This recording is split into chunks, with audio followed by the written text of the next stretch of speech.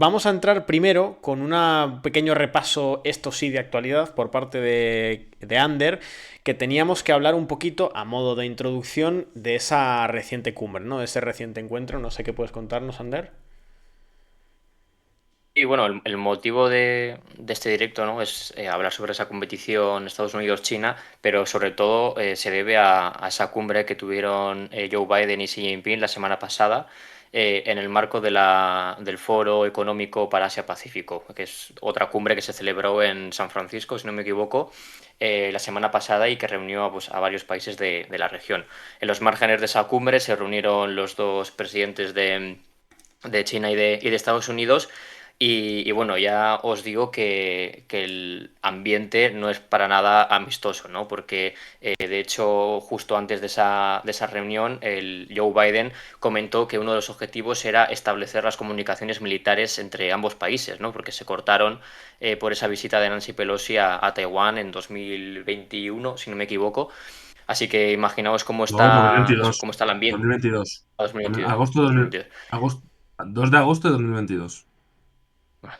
Pues imaginaos cómo está el ambiente, ¿no? Y las relaciones entre Estados Unidos y China para que el objetivo primordial sea, pues, restablecer unas comunicaciones que nunca deberían haber sido rotas, ¿no? Porque al final esas comunicaciones militares entre las dos mayores potencias del planeta, pues, ayudan a evitar, pues, cualquier malentendido o cualquier incidente entre ambos. Pero bueno, que por suerte durante la reunión sí que se acordaron restablecer esas comunicaciones. También acordaron restablecer la coordinación para la lucha contra el cambio climático, que también se rompió cuando Nancy Pelosi viajó a Taiwán. Fue una de las medidas que adoptó Pekín en aquel año.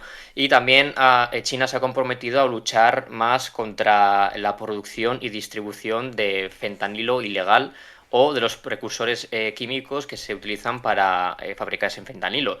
Esto se debe a que en Estados Unidos se está produciendo una epidemia del fentanilo, ¿no? Con miles de muertos. De hecho, en 2022 fueron más de 73.000 los fallecidos por sobredosis de opioides, especialmente del consumo de fentanilo. Y claro, China juega un papel fundamental y crucial porque produce fentanilo o esos precursores necesarios para producir el opioide. Y después estos precursores químicos los envían generalmente a los cárteles mexicanos que luego se encargan de distribuirlo y de meterlo a Estados Unidos. Entonces, en Estados Unidos consideran que China no ha actuado con firmeza para luchar contra ese mercado ilícito de fentanilo y ahora Xi Jinping parece que se ha comprometido a luchar más firmemente contra ese mercado, ¿no? Contra ese comercio ilegal.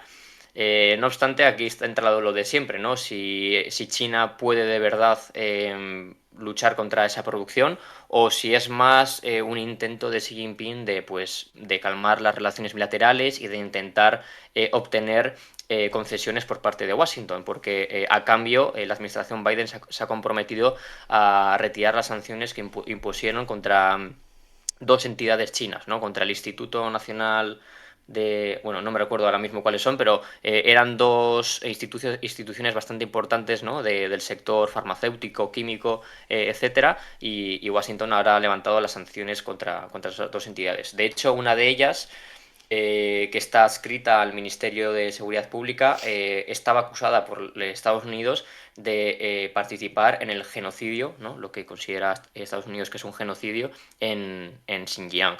Eh, entonces hay muchos analistas estadounidenses que piensan que el compromiso de Xi Jinping pues pues nada, que no sirve para nada, ¿no? Que es un poco de palabrería y ya está. Porque además hay que tener en cuenta que los precursores químicos que se fabrican sirven para fabricar fentanilo legal, ¿no? El que se utiliza, pues, por ejemplo, en medicina, y sirven también para producir otros bienes e insumos pues, farmacéuticos, químicos, etcétera. Entonces es muy difícil, ¿no?, poder controlar ese tráfico ilegal de fentanilo y de precursores químicos. Y además, las propias organizaciones chinas ¿no?, que hacen negocio de forma ilegal también están deslocalizando su producción, ¿no? Y se están yendo, por ejemplo, al sudeste asiático, al conocido como Triángulo Dorado, ¿no?, entre Birmania, Tailandia y Laos, y desde ahí pues fabrican esos productos. También India es un país muy importante, México, como hemos comentado, también Canadá, etcétera, etcétera. Entonces, bueno, en resumen, ¿no?, la reunión entre Joe Biden y Xi Jinping pues evidencia, ¿no?, y muestra que las relaciones bilaterales están en un punto bastante crítico.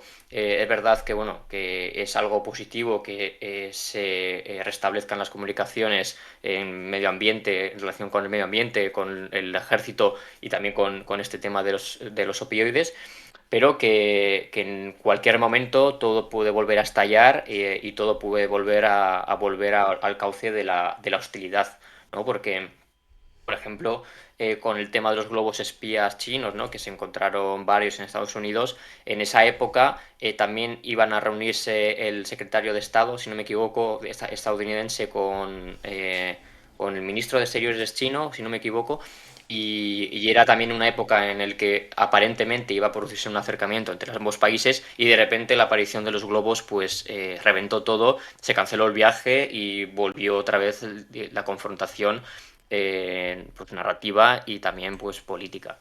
Entonces es la competición, por llamarlo de alguna forma, la que marca y la que marcará la relación entre Estados Unidos y China.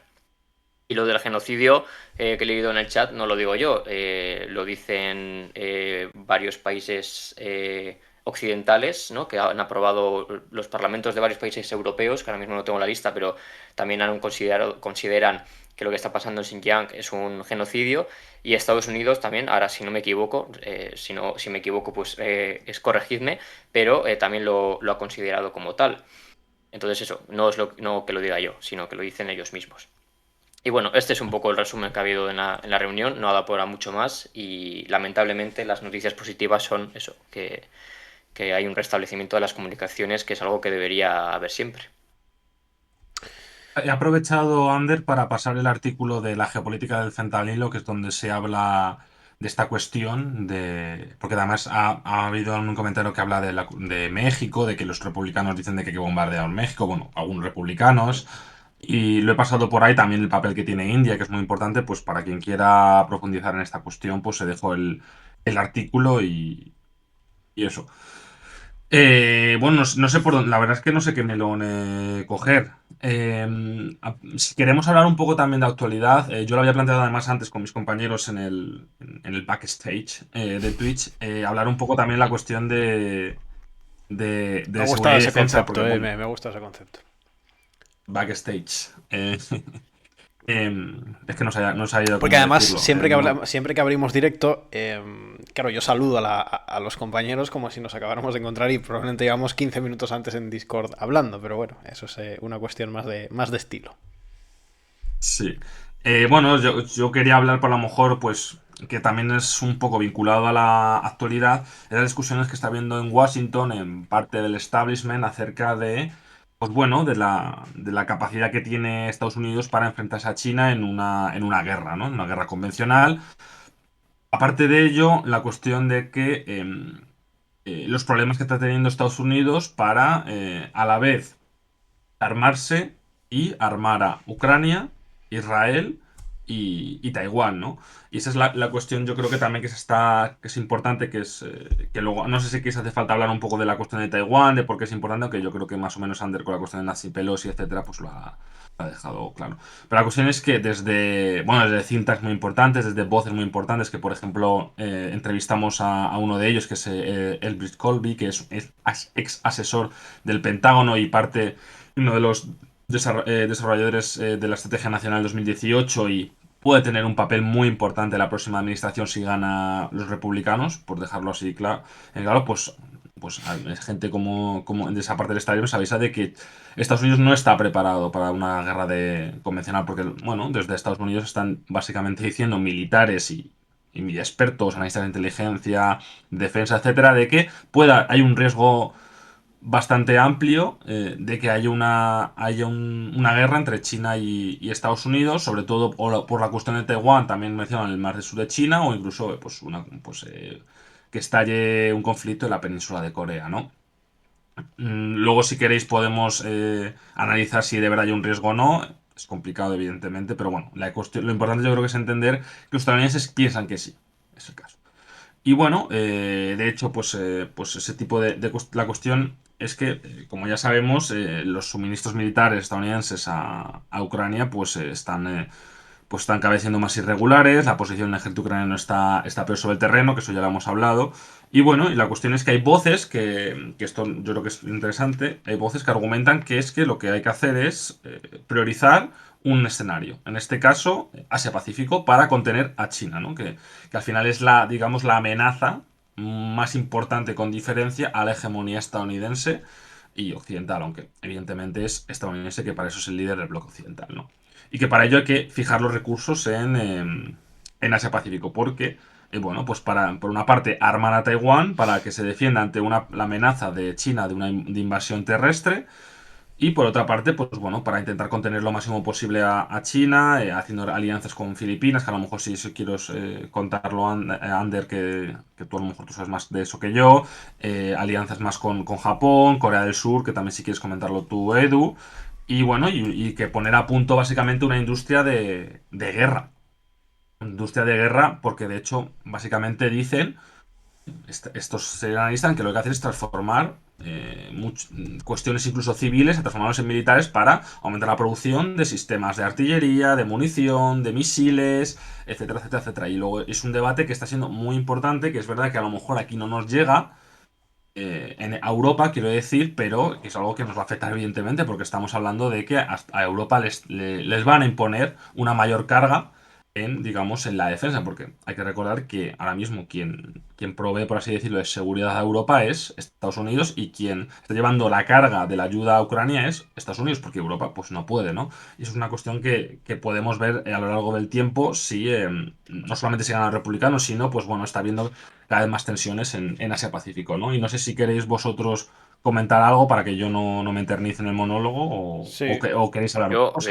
antes de nada, antes de que sobre vaya la... Ander, simplemente apuntar que he pasado por el chat también el artículo que escribí hace poquito, hace unos par de semanas, ¿no? No recuerdo ahora exactamente, pero bueno, es bastante reciente, sobre el pivot to Asia, ¿no? Sobre esa estrategia estadounidense, Sí, ese giro muy bien. hacia la región Asia-Pacífico, que ayuda a entender también esa retórica, esa lógica de la que estamos hablando tanto, de que Estados Unidos no desea una guerra en Oriente Medio, pero sí, Ander.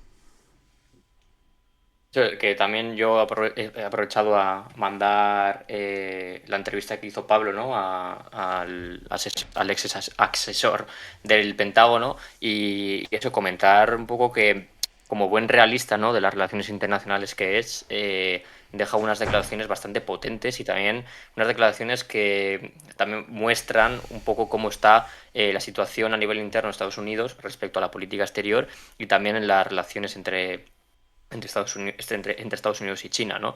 Porque hay varias declaraciones eso, que son muy potentes, ¿no? Pues por ejemplo, Estados Unidos no está preparado para una guerra de alta intensidad. También comenta que la administración Biden está cometiendo múltiples errores, que Biden habla de la amenaza que supone China, pero que no toma medidas en el asunto para poder hacer frente al crecimiento del gigante asiático, ¿no? Como por ejemplo invertir más en la fuerza militar. Dice también en la entrevista, y cito textualmente: lo que disuadirá en caso necesario y derrotará a la fuerza militar china en Asia es la fuerza militar estadounidense y de sus aliados. Y dado que solo Estados Unidos, los estados asiáticos tienen ejércitos relevantes para Asia, las alianzas de Estados Unidos con Asia son clave. También habla mucho de Europa, ¿no? De que Estados Unidos se está centrando mucho en el continente europeo, con Ucrania especialmente. Entonces es una entrevista muy, muy interesante, y habla de las dos corrientes. Bueno, no habla, pero se puede sobreentender que existen dos corrientes en Estados Unidos respecto a qué política exterior seguir, ¿no? Una, digamos, más unilateral, ¿no? Como la que adoptó Donald Trump durante su mandato, y otra que se basa más en lo que conocemos como, no sé cómo definirlo, pues más en las alianzas, ¿no? En el modelo, digamos, neoliberal que ha existido hasta hace poco, ¿no? Que si bien es verdad que hasta la administración Biden está cambiando un poco ¿no? de tonalidades, pues sí que es verdad que la base o los pilares son los mismos. Entonces eso, que es una entrevista muy interesante de la visión que tienen los republicanos sobre el conflicto y que lo recomendamos mucho. Y respecto a Filipinas, que por cierto la entrevista está en abierto. Y respecto a Filipinas que comentabas tú, Pablo, yo siempre he dicho, ¿no? Que es muy interesante el país en sí, porque poca gente piensa que es importante, pero es que es bastante relevante, ¿no? No solo porque sea un país que tiene una alianza firmada con Estados Unidos, sino porque está a un paso de Taiwán y a un paso del Mar del Sur de China, que son los dos principales focos de tensión existentes en Asia-Pacífico, ¿no? Y Estados Unidos está consiguiendo tener una mayor presencia en Filipinas, ¿no? Con aquella firma del acuerdo que le permite al ejército de Estados Unidos utilizar bases filipinas, ¿no? Que se amplió el año pasado de 5 a 9 bases. Pero es que también Filipinas está actuando bastante bien, ¿no? Desde su perspectiva, evidentemente, firmando acuerdos de cooperación, pues por ejemplo con Japón, con países del sudeste asiático, está acercándose también mucho pues a Europa, a Reino Unido, a Francia.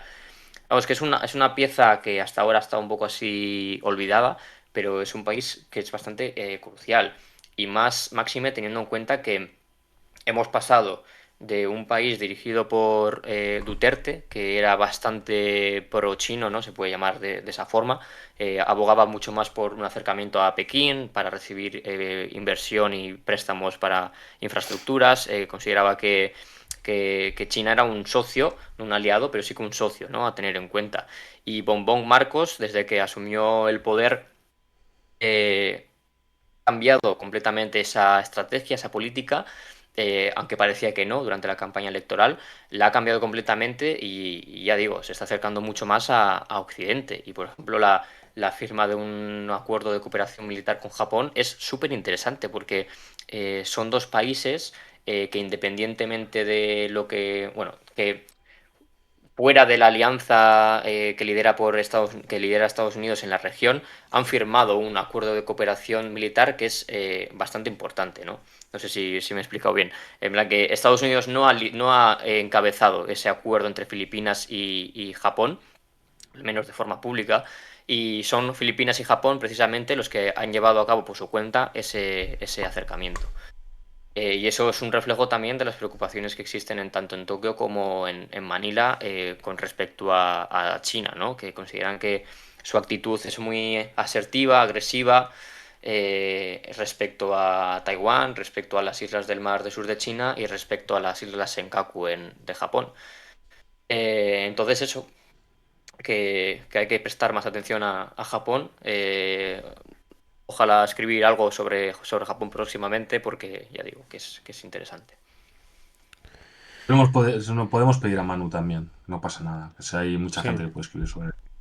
Sí, Yo este te directo va a digo, ser necesariamente regional, porque, bueno, hablar de la confrontación entre China y Estados Unidos en el marco del pivot to Asia estadounidense, de ese giro de Estados Unidos, ese giro estratégico hacia la región Asia-Pacífico, implica sí o sí, en cualquier directo, hablar de muchos otros actores, ¿no? Laterales, alineados o no alineados con uno o con otro actor, y que hacen o terminan de dar forma a la dinámica regional en el contexto general de la confrontación entre China y Estados Unidos.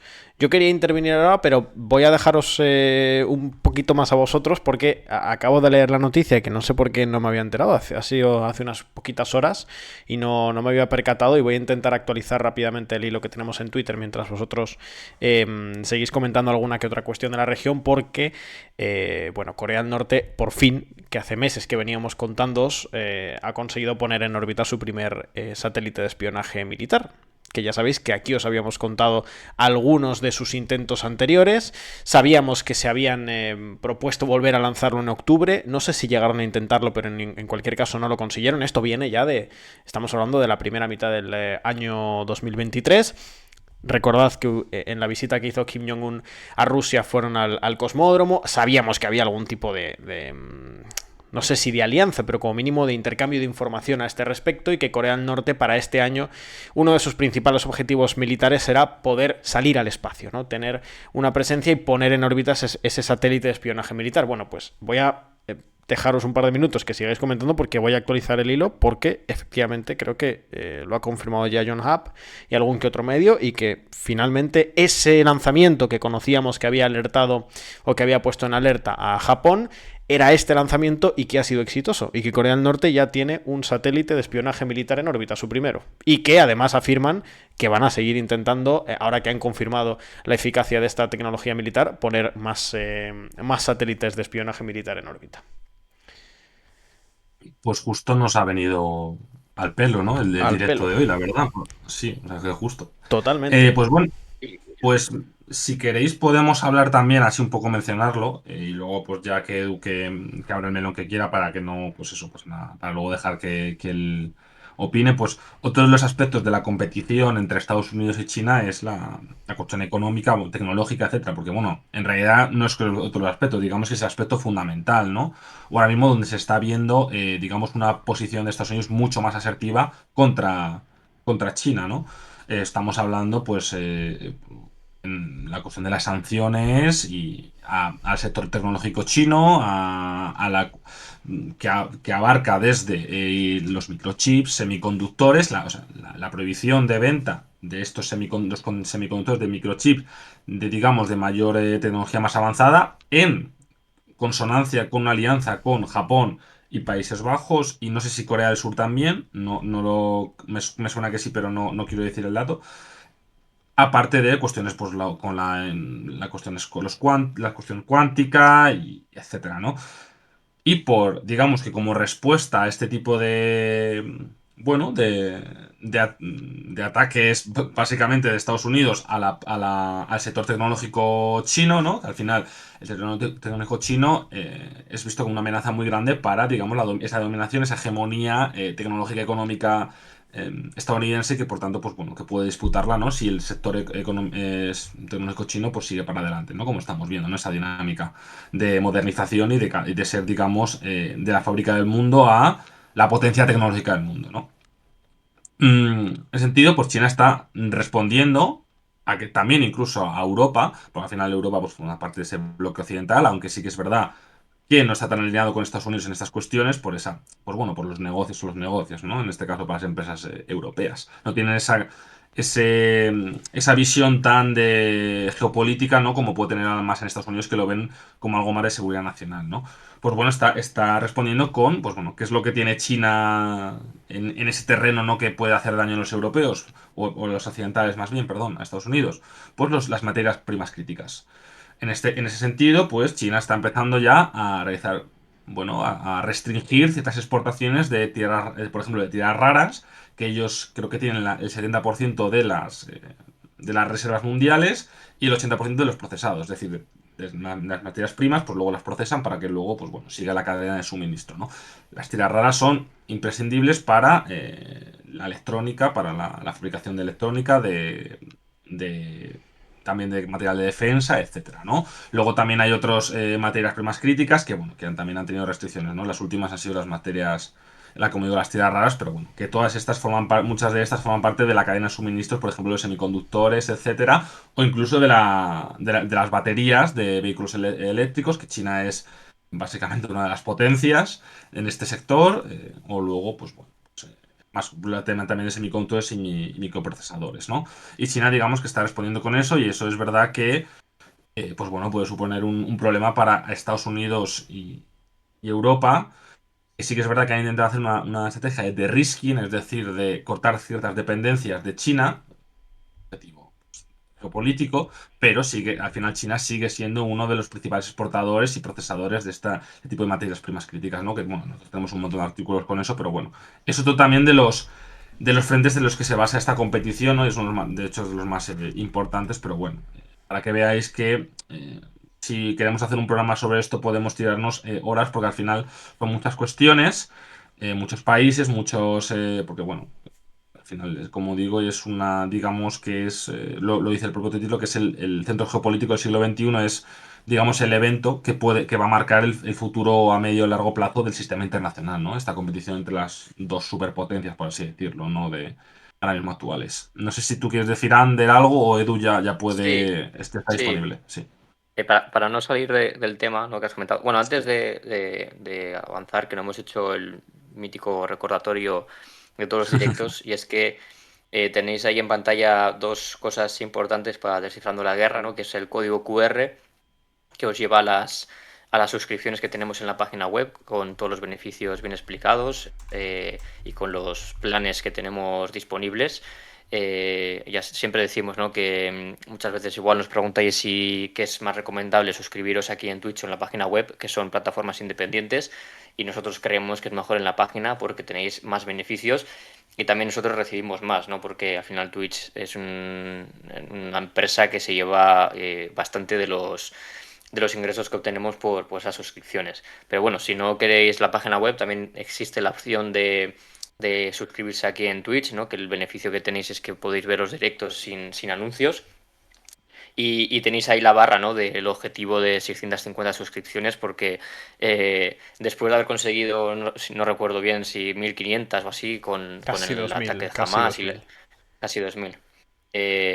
Twitch nos ha pegado la hostia y nos ha bajado hasta 638, que bueno, que está muy bien, ¿eh? No me quejo, pero que si podéis renovar esas suscripciones con Prime o, bueno, o sin Prime o regalando suscripciones a otra gente, que nosotros lo agradecemos muchísimo, porque las suscripciones de Prime hay que renovarlas manualmente todos los meses porque se agotan. Entonces esas dos opciones tenéis de apoyarnos para que podamos seguir aquí hablando de Gaza, de Sudán, de China, de Estados Unidos, de Filipinas, de Venezuela, de Argentina, de todo, de todo lo que ocurre en el mundo. Sí, que de Y hecho aprovecho que haces el recordatorio para agradecer que ha habido alguna que otra suscripción en este ratito, para agradecerle a El Coya, agradecerle a Manolo, agradecerle a Belardo, a Pinagüero, a Fran y a Nois por esas suscripciones, muchas de ellas con Prime, que por cierto es gratuito. Ujú. eso, Sí. y bueno, dicho este recordatorio de suscripciones, siguiendo un poco lo que ha comentado Pablo, tenía dos cosas que decir. Una de ellas es un poco más corta y la otra más larga, y espero no alargarme mucho porque quiero dejarle también a Edu que comente lo de Corea del Norte. Sobre los chips, es sin duda el punto central de la competición entre Estados Unidos y China, quitando lo meramente militar, ¿no? Porque al final los ejércitos son los que libran las guerras y las contiendas bélicas, pero bueno, quitando el ámbito castrense, yo creo que los microchips son el sector más crucial de esa competición, porque sin esos microchips es imposible avanzar en otros sectores tecnológicos que también serán importantísimos para la economía, bueno, para el mundo del futuro directamente. Entonces, como ha dicho Pablo, Estados Unidos ha intentado atacar el sector de los semiconductores de China con éxito en algunas partes y con un poco de fracaso en otras, ¿no? Con el tema de fracaso comento, por ejemplo, el móvil que Huawei presentó hace unas semanas, ¿no? El Huawei P60 Mate Pro, que lleva un microprocesador que está diseñado completamente por Huawei y está producido por SMCI, que es una fábrica de producción de semiconductores china, ¿no? Entonces, tanto el diseño como la fabricación ha sido pues completamente doméstica, ¿no? De forma autóctona, como se suele decir, y eso ha desubicado un poco, ¿no?, a Estados Unidos, porque según se comenta, que sí que es verdad que ha dado mucho debate el tema del microprocesador en redes sociales especialmente, ese chip está tan solo 2 años por detrás de los chips más avanzados occidentales, ¿no? Principalmente los estadounidenses. Entonces, esto, aunque pueda parecer que no, es un avance muy importante en el sector de los semiconductores de China, que pueda fabricar un semiconductor de 7 nanómetros, que es uno de los más avanzados, ¿no? que hay ahora mismo en el mercado. Y si consigue China fabricar chips de 7 nanómetros a escala alta, ¿no? A una escala, digamos, industrial, pues es un paso bastante importante para que China consiga cierta autonomía estratégica en el sector. Pero ya digo que es mucho más complejo que diseñar y fabricar un chip, porque la cadena de semiconductores es súper compleja. Por ejemplo, Estados Unidos diseña los chips, pero luego se utilizan máquinas que fabrican en Países Bajos, una sola empresa, ASML. Luego está Taiwán, que es el principal fabricante de semiconductores. Luego está el tema de las tierras raras, el tema de las materias primas que se necesitan. Es un sector muy complejo y aunque China haya tenido éxito en este punto, ¿no? con ese procesador de Huawei, no significa que ahora vaya a poder fabricar y diseñar y producir semiconductores por ejemplo, de 3 nanómetros, que es lo que creo que está ahora en la vanguardia. Es un sector que está constantemente avanzando, ¿no? Que si te pierdes 2 años ya quedas por detrás de las principales potencias. Porque, por ejemplo, hasta poder utilizar las máquinas que se utilizan para fabricar los semiconductores, llevan un tiempo a aprender cómo funcionan, cómo se utilizan y incluso eso, ¿no? Incluso eso es complejo de poder elaborarlo. Y de hecho ASML está fabricando la nueva máquina de litografía, la nueva máquina litográfica que, si no me equivoco, la va a recibir Intel primero y recibir la máquina antes que la competencia le conceda a una empresa una ventaja competitiva bastante elevada. Entonces, bueno, para que os hagáis una idea de lo complejo que es este sector y de los múltiples factores que se tienen en cuenta, ¿no? O que se deben tener en cuenta. Y esto que he comentado se explica muy bien. Vamos a hacer ahora una promoción, ¿no? De los libros que nos gustan, pues creo que hay que recomendarlos, además de nuestro boletín semanal que enviamos a todos nuestros suscriptores, que es el libro la guerra de los chips, de Chris Miller, si no me equivoco, y que explica todo esto, yo creo que muy bien y muy claro y muy detalladamente. Entonces yo lo recomiendo bastante. No nos pagan por hacer esta publicidad, es porque nos gusta de verdad el libro. Sí, la verdad que sí.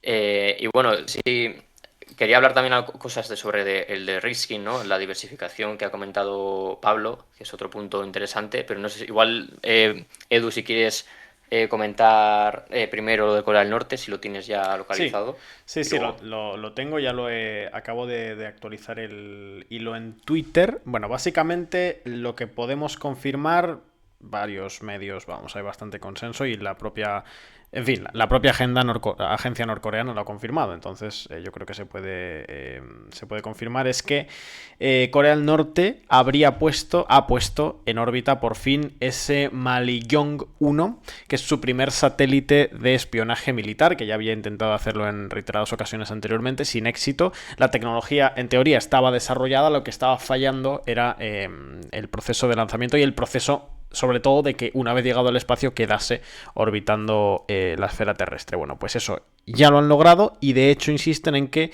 van a intentar poner más satélites en órbita ahora que han logrado poner el primero y que esto sea una retórica relativamente común, ¿no? Era uno de los objetivos, el principal objetivo militar de Corea del Norte en este año, salir al espacio, poder intentar empezar a competir en ese ámbito y ya lo han logrado. Nos habéis preguntado cuánto, he leído antes por el chat, cuánto peso ha podido tener Rusia en esto. Bueno, eso nunca lo vamos a saber, pero parece evidente que Rusia, como mínimo, ha podido hacer trasvasamiento de información, asesoramiento técnico, algunas cuestiones que han podido ser importantes en que Corea del Norte coseche este logro, que es bastante importante en términos militares y sobre todo en términos de constatar una relativamente potente industria militar y industria tecnológica militar en Corea del Norte, que a veces suele plantearse que no es tan cierta como el país informa, pero bueno, a ver, poner en órbita un satélite militar no es poca cosa, ¿eh? No es una...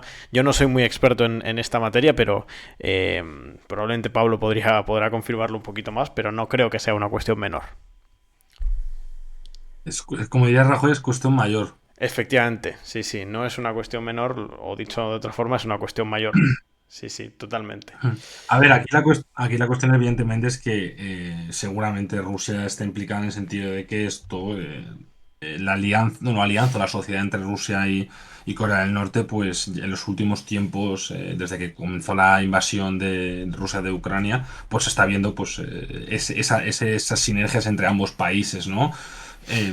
Actualmente, pues por ejemplo, eso es algo que ya los occidentales lo están diciendo porque esto no, evidentemente las cifras no están sobre la mesa, pero que es que Corea del Norte, lo hemos dicho varias veces, ha enviado, al parecer, una cifra cercana a o más de 1 millón de proyectiles de artillería a Rusia, que es, como digo, la artillería es fundamental en la guerra de Ucrania y por tanto Corea del Norte está siendo bastante importante a la hora de pues bueno suministrar material militar a Rusia en esta guerra, ¿no? Porque es que bueno, Corea del Norte pues tiene unas fuerzas armadas con unas capacidades militares mucho más amplias que las europeas, por ejemplo.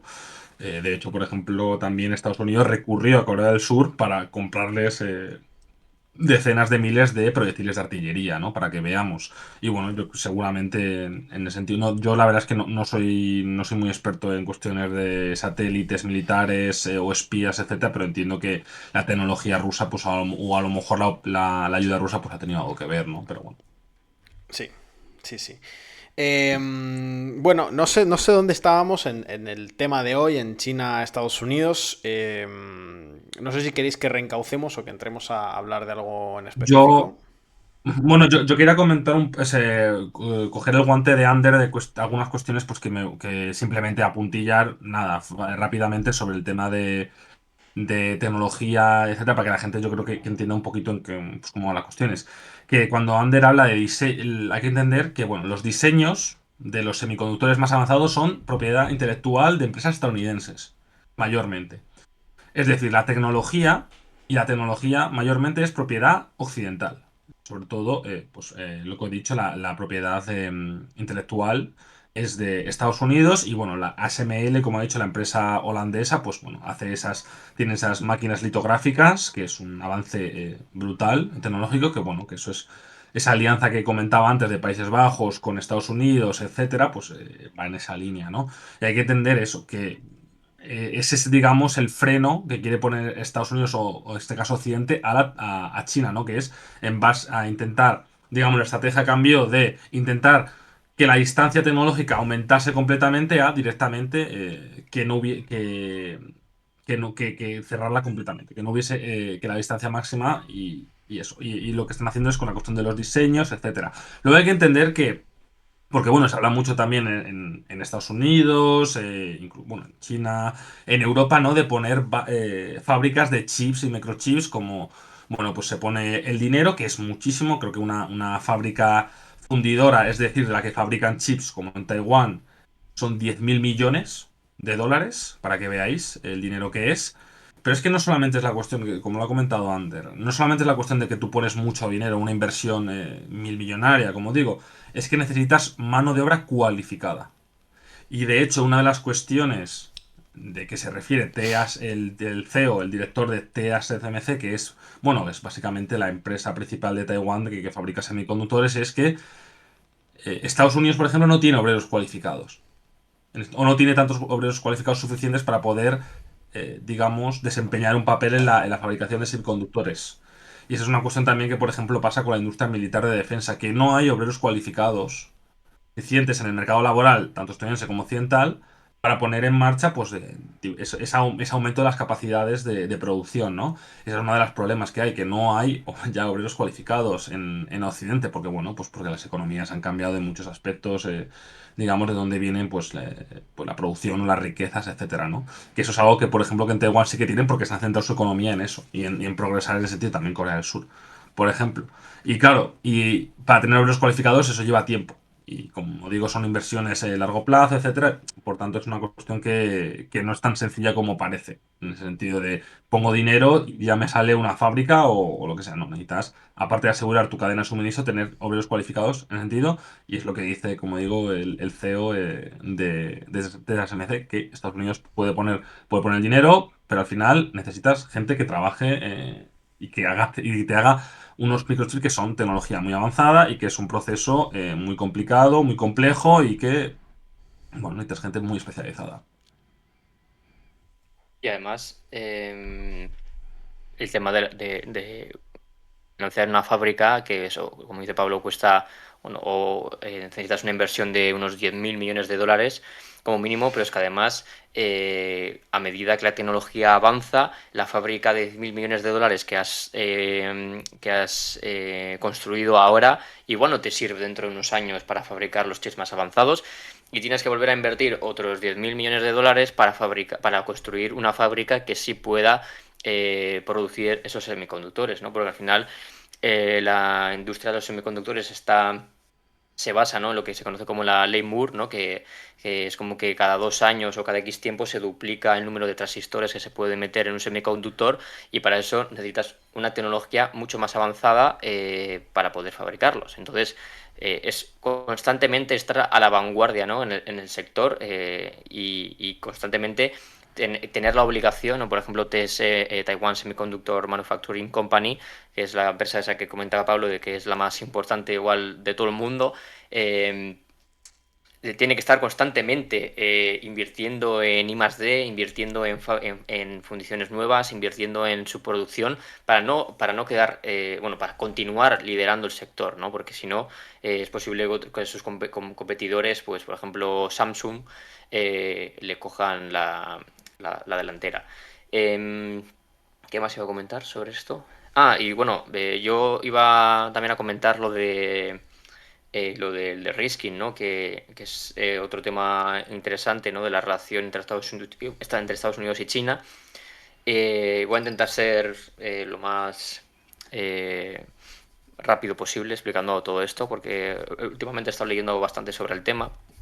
Y bueno, por si alguien no sabe qué es el de-risking, o bueno, o diversificación, si utilizamos el término en castellano, es intentar disminuir las dependencias con China en aquellos sectores que pueden ser considerados como una amenaza para la seguridad nacional.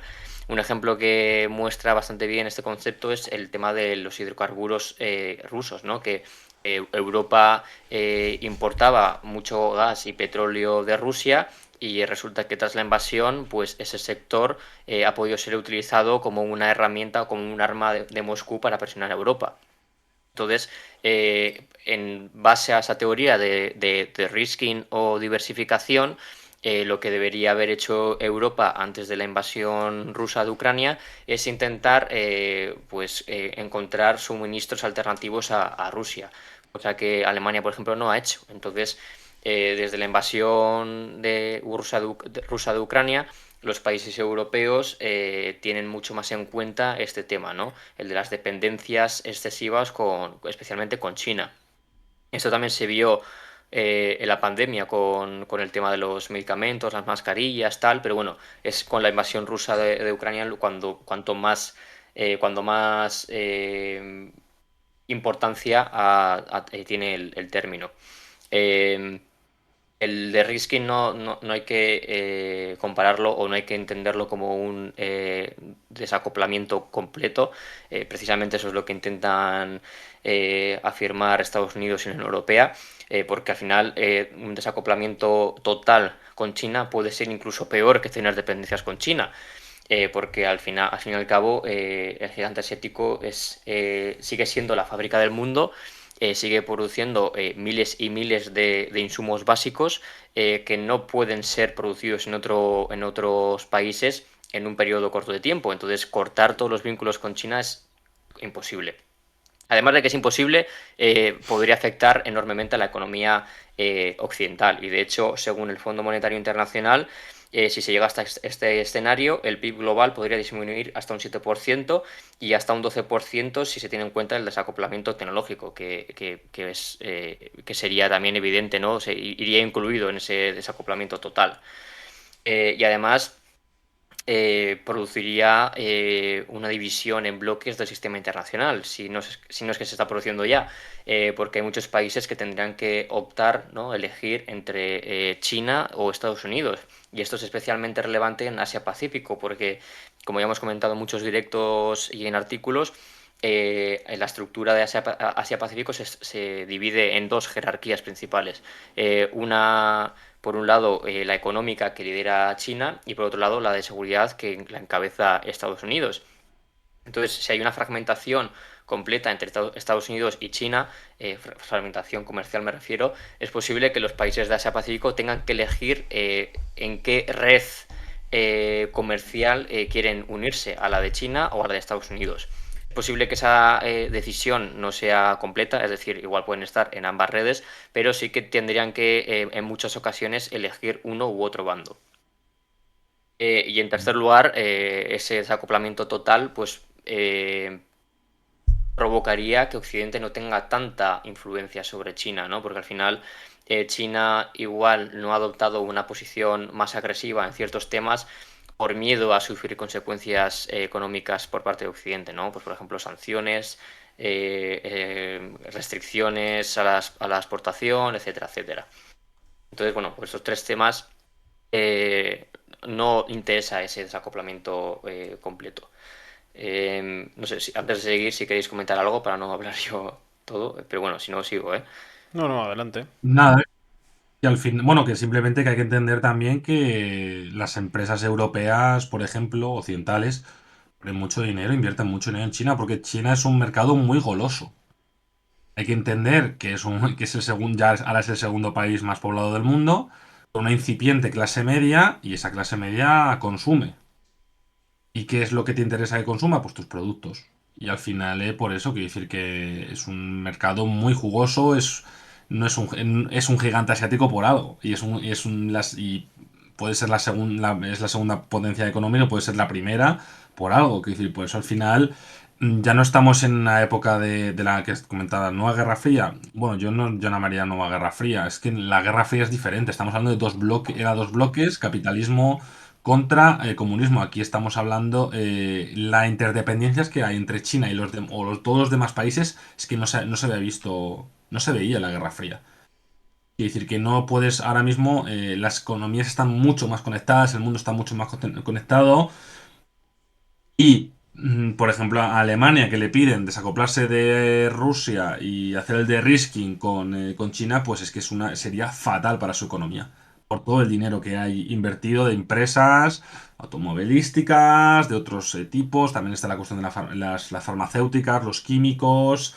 Bueno, muchos sectores económicos, pero europeos y occidentales, pero también al revés para China, porque China al final China es una potencia exportadora y le interesa que Occidente compre sus productos porque, bueno, porque los que tienen más poder adquisitivo, pues de momento pues somos los europeos, ¿no? Y los estadounidenses, ¿no? Por tanto, digamos que hay esa interdependencia conjunta, ¿no? Y ya está. Y si Edu quieres comentar algo de esto, de otras cuestiones también, o querías, no sé si quieres continuar tú, Ander. Sí, dale, Ander. ¿Sabes qué Sí, pasa? Este tema de las cuestiones comerciales lo pilotáis bastante más vosotros, entonces prefiero que le deis y después cuando entremos más en otras cuestiones, ahí sí que tendré cositas que comentar. Entra, si quieres, lo haces tú luego qué tema quieres poner sobre la mesa y ya está. También hacemos eso. O sea, que termine Ander Sí, sí, sí, y sí. luego de y bueno, siguiendo con el tema este de la diversificación, hay tres aspectos que evidencian que esa diversificación va bien y hay otros tres que evidencian que no va tan bien. Antes de entrar en ello, es necesario entender que esta de-risking o diversificación es un proceso que va a tomar mucho tiempo porque al final llevamos 40 años, ¿no? O incluso más, en un sistema neoliberal bastante potente en el que las interdependencias económicas eran vistas como algo positivo, ¿no? Entre los países, ¿no? Pues porque al final unos vínculos comerciales más fuertes pues podrían permitir, pues por ejemplo, la exportación de los valores liberales que defendía Occidente. Algo que al final no ha ocurrido, como en el caso de China, pero bueno, que durante mucho tiempo esas interdependencias económicas eran percibidas como algo positivo, ¿no? Del sistema que se había creado tras la Segunda Guerra Mundial. Y bueno, los puntos que hablan de, o que, bueno, o que parece que, o que evidencian, ¿no? Que la diversificación va bien, son tres, ¿no? Como ya he comentado. Uno de ellos es que el comercio Estados Unidos con varios países alternativos, lo voy a denominar así, está aumentando considerablemente en los últimos meses. Por ejemplo, México ha superado a China como principal socio comercial de Estados Unidos en el primer semestre de 2023. Esto se produce principalmente porque las empresas de Estados Unidos están deslocalizando su producción de China a otros países como por ejemplo pues, México, como ya he comentado, Vietnam, India, Marruecos, Tailandia, Filipinas, Indonesia, etcétera, etcétera, etcétera. Entonces eso lo que provoca es un aumento del comercio Estados Unidos, países alternativos y un decrecimiento de los vínculos Estados Unidos-China, como es evidente, ¿no? El segundo punto es que esta dinámica, ¿no? También se puede apreciar en la inversión extranjera directa que entra en China. Porque la participación de la potencia asiática en la FDI, que son las siglas en inglés, la participación de la potencia asiática en la FDI global ha disminuido del 11% en 2018 al 5% en 2021. Es decir, que ahora hay mucho menos inversión que se dirige a China y se dirige a otros países alternativos como ya he comentado, ¿no? Como Vietnam, India, México, etcétera, etcétera. Centrándonos en otros tipos de inversiones, por ejemplo la Greenfield, el desplome es todavía mayor, ¿no? Porque el año pasado se ubicó en torno a los 20.000 millones de dólares, que son 6 veces menos que hace un lustro. Es decir, se está desvinculando, ¿no? Las economías occidentales se están desvinculando de alguna forma de China a través de la disminución de la inversión extranjera que entra en el gigante asiático. Este decrecimiento, ¿no? Como siguiendo con el segundo punto, también se puede ver mucho en algunos sectores críticos como el de los semiconductores, ¿no? Porque al final los controles a la exportación que ha adoptado Estados Unidos y las sanciones que ha adoptado Washington contra China provocan que el mercado de semiconductores chino no sea tan atractivo para los inversores extranjeros. Y eso ha provocado que muchos inversores no quieran llevar su capital al gigante asiático. ¿Y esto cómo se puede demostrar? Pues lo mismo, ¿no? La industria del país asiático ha traído del exterior alrededor de 600 millones de dólares en los primeros meses de 2023, cuando en todo el 2018 rozó los 15.000 millones de dólares. Es decir, es un cambio bastante sustancial, ¿no? Que evidencia ese miedo de los inversores, bueno, miedo, o esa imposibilidad de los inversores de poder utilizar su capital en el sector de los semiconductores de China. Todo esto estoy hablando un poco de forma general. Ya sé que igual hay otras matices, ¿no? Que entran en juego en estas dinámicas, pues por ejemplo que, como comentan en el chat, que producir en otros sitios es más barato. Y es completamente cierto, pero bueno, estoy hablando un poco de forma superficial porque tampoco podemos estar aquí mucho más. Pero sí que es verdad que evidencian, ¿no? Bueno, esa diversificación que se está produciendo. Y como tercer punto, ¿no? que demuestra el de Riskin es que hay muchas empresas occidentales que temen o que buscan diversificar sus inversiones de China, como ya he comentado. Según una encuesta realizada por la Cámara de Comercio Europea en China, casi el 20% de las compañías europeas han trasladado sus inversiones existentes o han tomado la decisión de trasladar las futuras previamente planeadas para China a otro lugar. Además, el 75% de ellas han fortalecido activamente la flexibilidad de sus cadenas de suministro en los últimos 2 años. Es decir, que las empresas europeas, debido a este ambiente geopolítico tenso que hay entre Estados Unidos y China, también debido al deterioro del ambiente empresarial que se está produciendo en China, consideran que China ya no es el país tan agradable para invertir como lo era hace unos años. Y este sentimiento también lo tienen las empresas estadounidenses, que ya no ven a China como su principal destino para las inversiones, ¿no? Para realizar grandes inversiones. Entonces, esos 3 puntos, de alguna forma, con matices, evidentemente, evidencian que esa diversificación pues, está produciendo de forma sostenida, ¿no? El tema de que las empresas estadounidenses están trasladando su producción a otras partes del mundo, el tema de que las inversiones extranjeras directas en China están reduciéndose, sobre todo en sectores como el de los semiconductores, y también la confianza de las empresas occidentales. Porque en la economía, al final, también la incertidumbre y la confianza o desconfianza de las compañías, pues hay que tenerlo en cuenta. Y luego otros 3 puntos, ¿no? que evidencian que esa diversificación no va a ser tan fácil como algunos creen. Son, para empezar, China lleva 4 años, ¿no? Pues aumentando su influencia en las cadenas de valor globales. Es decir, como ya he comentado antes, China lleva siendo la fábrica del mundo 3 décadas por lo menos. Entonces, es muy difícil poder reemplazar y poder buscar proveedores alternativos a los que se producen, a los productos que se fabrican en China. Es sumamente complejo y sumamente difícil e incluso contraproducente, ¿no? Porque habría que modificar todas esas redes comerciales que se han forjado durante años. De hecho, China representó en 2021 el 31% del total mundial del valor agregado manufacturero, perdonad, que es el dato más elevado del mundo, ¿no? Entonces, por mucho que empresas estadounidenses, por ejemplo, trasladen su producción a Vietnam, solo consiguen trasladar una pequeña parte de esa producción a Vietnam, porque al final también Vietnam tiene muchísimo menos habitantes, muchísima menos mano de obra, infraestructuras bastante más lamentables, un ambiente empresarial no tan sólido como el chino. Entonces, por mucho que trasladen esa producción, va a ser una ínfima parte de lo que se produce en China, porque ya digo, un mercado y digamos, recursos humanos de 1.400 millones de personas es muy difícil de reemplazar. Claro. El Encima que segundo aquí la punto, cuestión, Ander, perdón, que quería añadir una cosa. Que al sí, final hay sí, que entender una cosa que venía muy bien de China es como tú has dicho las infraestructuras. En el sentido es, ahora que están haciendo, pues quiere hacer Estados Unidos Occidente, llevar una parte de la cadena de suministro a Indonesia, otra a Vietnam, y eso conlleva costes. Al final era todo, tenerlo todo en China era mucho más fácil.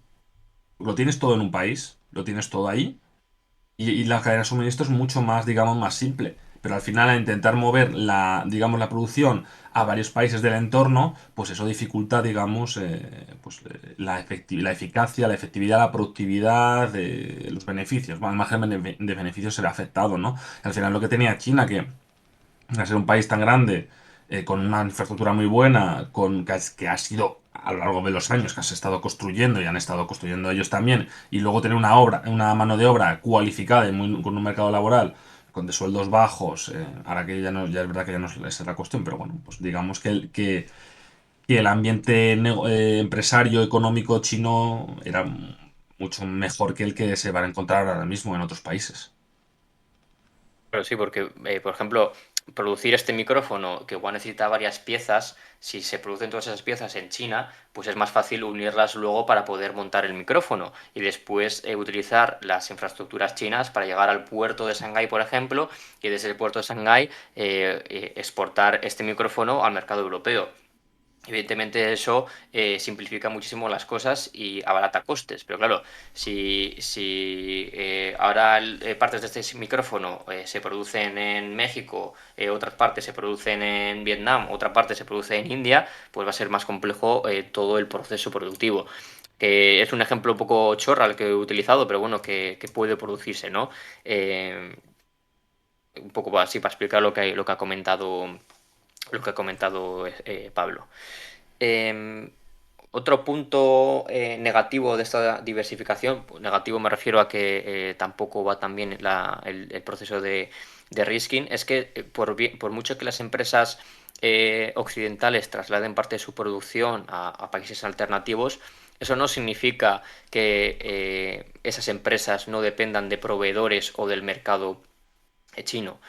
Porque, por ejemplo, si una empresa estadounidense traslada la producción de los micrófonos a Vietnam, es posible que esa empresa o los proveedores vietnamitas necesiten insumos o productos que se fabrican en China.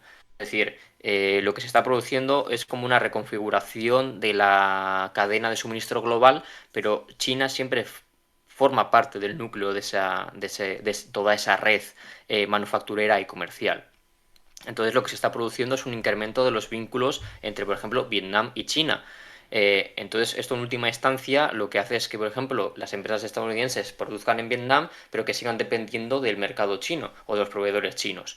Y de hecho son muchas empresas chinas las que están deslocalizando su propia producción a países del sudeste asiático o a países del resto del mundo. Entonces es posible que esa asociación vietnamita-china para la producción de micrófonos continúe vigente o incluso mucho más fuerte que antes.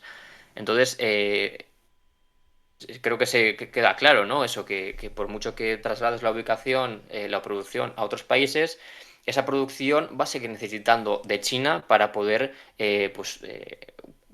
para poder recibir las piezas, los insumos básicos que se necesita para fabricar micrófonos, móviles, tabletas, todo lo que quieras, ¿no? Eh, la dependencia sigue existiendo de otra forma, pero sigue estando presente, ¿no? Y China sigue estando muy presente en esa red manufacturera global por todo el poder que ha cosechado, que ha forjado en las últimas 4 décadas. Y además, Ujú. por último, como tercer punto, ¿no? Como tercer punto para finalizar, es que China lidera y seguirá liderando muchos sectores y muchas fases productivas muy relevantes. Y un ejemplo paradigmático que lo ha utilizado antes Pablo, si no me equivoco, es el de los paneles solares. Es posible que igual dependamos menos de China para fabricar MacBook de Apple, pero seguiremos dependiendo mucho de China para la producción de paneles solares. Y no solo la producción, sino también para la extracción o ¿cómo se dice? O la... Refinamiento, joder. sí, Eso, eso, refinación, refinamiento, perdón. sí, eso, de Procesamiento y los... refinación, sí. Eso, Procesamiento también de en inglés. las Sí. materias primas que se necesitan para fabricar los paneles solares. Entonces, China lo que está intentando precisamente es liderar esos sectores que son considerados como los del futuro, ¿no? Como por ejemplo las baterías eléctricas, los paneles solares, incluso cosas más sofisticadas como la inteligencia artificial, los semiconductores que hemos comentado antes.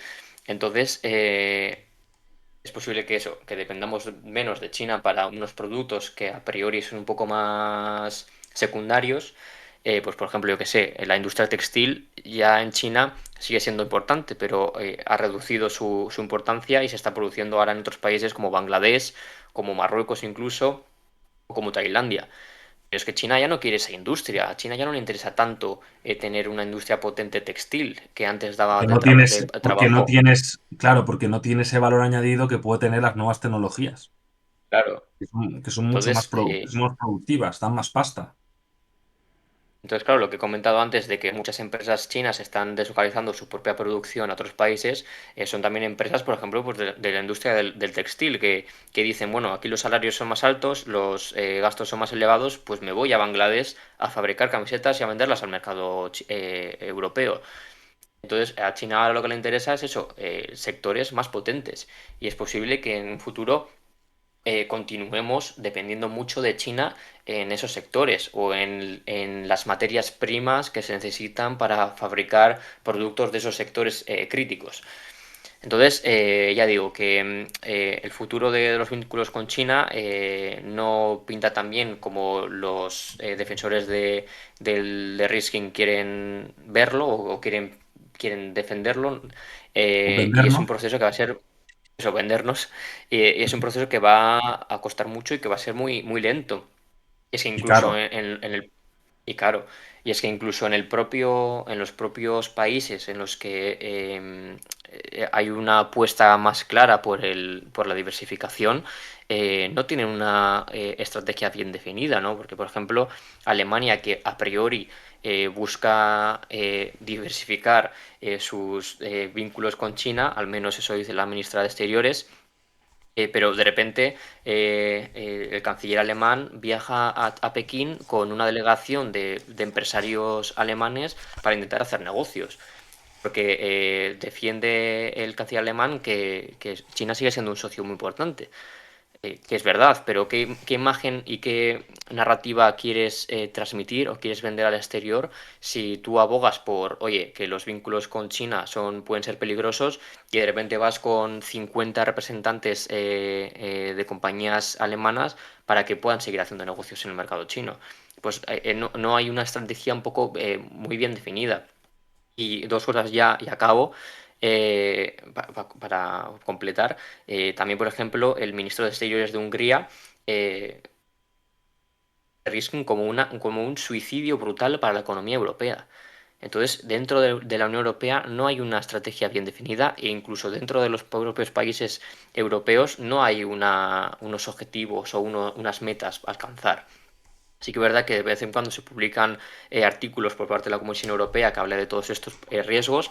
De hecho, también incluso identifican ciertos sectores que pueden suponer un peligro, pero es que luego no se lleva a cabo, o al menos hasta la fecha, ninguna medida para poder evitar esos vínculos.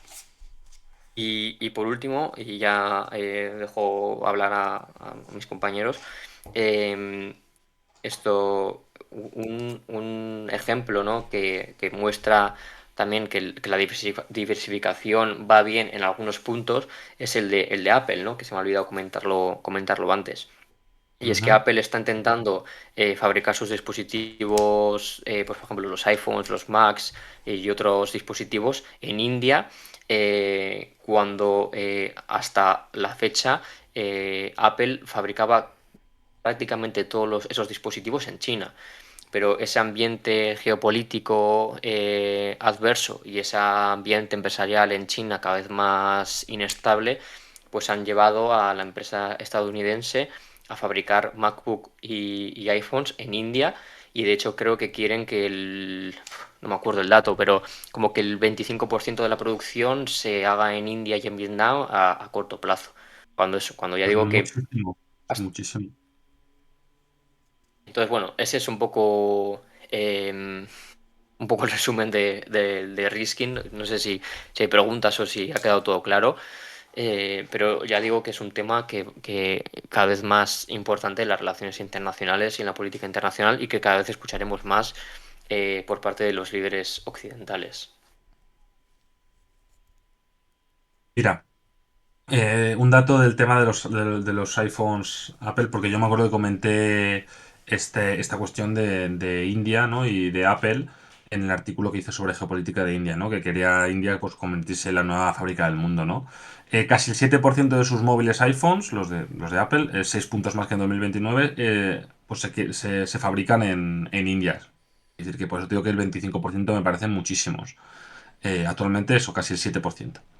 Y nada, simplemente, pues bueno, comentar que eso, que al final China domina sectores estratégicos que son muy importantes para Europa también, como ha dicho Ander, la energía renovable, los paneles solares, los vehículos, las baterías de los vehículos eléctricos, perdón. Y claro, eso será complicado. Será complicado, sobre todo si tienes en cuenta que supuestamente Europa está en un proceso de bueno, y Estados Unidos en un proceso de transición ecológica, energía más verde y renovable. Y ahí China es el campeón básicamente. Y no sé si Edu, tú querías a lo mejor poner sobre la mesa un último tema del que hablar y ya podemos ir cerrando, que ya llevamos más de una hora. A ver, un Creo que O segundo. hacer una parte, una pregunta que han hecho. o Sí. hacer una parte, ¿no? Yo, yo, Sí, yo dale, iría a dale. preguntas porque, ¿sabes qué pasa? El tema comercial da tanto de sí, que para bien o para mal yo creo que este directo va a tener segunda parte. porque va a haber que hablar después en otro directo de la parte más política y de algunas definiciones, pero creo que hemos sido muy inocentes cuando hemos pensado que podíamos tratar el tema de las relaciones entre China y Estados Unidos en un único directo, y era bastante previsible que no iba a ser posible. Así que Yo no pensaba que pudiésemos hacerlo. O sea, nada, yo nada. sabía que si queríamos extendernos un poco, habría segunda, tercera, cuarta, quinta, Sí, sexta sí. parte. Quiere decir que Esto va a ser eso Pero no probablemente pasará. para, un maratón en partes, un maratón en fases. No sé, Ander, ¿qué pregunta habías visto? no, eso que ha preguntado si a ver si los últimos MacBook llevan chip de 3 nanómetros y si no me equivoco, pues sí llevan el chip M3, que es el nuevo que ha sacado. Bueno, no sé si los nuevos Macs llevan ese chip o los próximos que van a sacar lo van a llevar. Ahora mismo no lo sé, pero el chip M3 en principio sí que es de 3 nanómetros. Y también, si no me equivoco, que bueno, que tampoco estoy muy puesto en tecnología de Apple, está diseñado por la propia empresa Apple. Porque antes Apple no diseñaba sus chips y los compraba compraba los chips diseñados por Intel. Entonces, al menos los de los Macs. Y a partir de 2020 o por ahí, estoy hablando un poco de todo de memoria, a partir de 2020 empezó Apple a diseñar sus propios chips. Y eso lo que permite es que el sistema operativo y todo el ordenador en sí funcionen mejor, ¿no? Con ese chip, porque al final es un diseño que Apple conoce mejor sus dispositivos y sabe qué tipo de tecnología puede ir mejor pues, para los ordenadores o para los iPhones o para cualquier otra cosa. Entonces, ¿por qué digo, por qué comento todo esto, ¿no? Que esto no es un canal de tecnología de repente, pero que hay que separar en el mundo de los semiconductores el diseño de la fabricación, ¿no? Porque sin diseño no hay fabricación y viceversa. Y el diseño generalmente es más complejo, ¿no? Porque al final es constantemente intentar avanzar, intentar reducir esos nanómetros e intentar meter más transistores en el semiconductor. Y Apple y hay otras empresas que también diseñan sus propios semiconductores. Por ejemplo, Samsung también, si no me equivoco, los Sí. diseña. Eh, Ujú. ¿Sabes? La surcoreana de Samsung, para quien no lo sepa. mm, Lo que pasa es que tiene una cuota de em, mercado muy inferior a las estadounidenses. Luego también Japón es otro de los productores de semiconductores, pero lo dicho, no tiene una cuota de mercado tan grande como, por ejemplo, pues Taiwán, en este caso. y hablando otra vez de este tema de los semiconductores, que también hemos hablado antes de ASML, que es esa empresa que fabrica las máquinas necesarias para fabricar semiconductores, Avanzados, los y más que, avanzados, es lo más importante. Que, es decir, que sí, es la y- cuestión es que hacen son unas máquinas tan avanzadas o tecnológicamente tan avanzadas que hacen posible que sean los chips de nanómetros más pequeños, por así decirlo, los mejores, pues sí, mm, más punteros.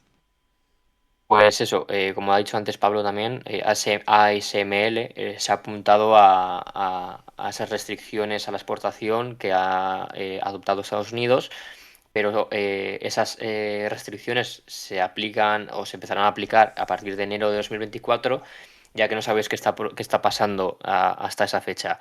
Pues que las importaciones de productos irlandeses de China están aumentando a niveles increíbles, ¿no? Hasta más de un 100%. Y eso es principalmente debido a que China se está dando prisa estos meses para comprar pues productos o para comprar insumos necesarios para poder tener esas máquinas litográficas avanzadas. Eh, entonces, eso, si veis que últimamente, o si veis alguna noticia de que el comercio entre China y Países Bajos ha crecido sustancialmente en los últimos meses, es porque seguramente las empresas chinas se estén dando prisa antes de que esas controles a la exportación se apliquen oficialmente. Ujú.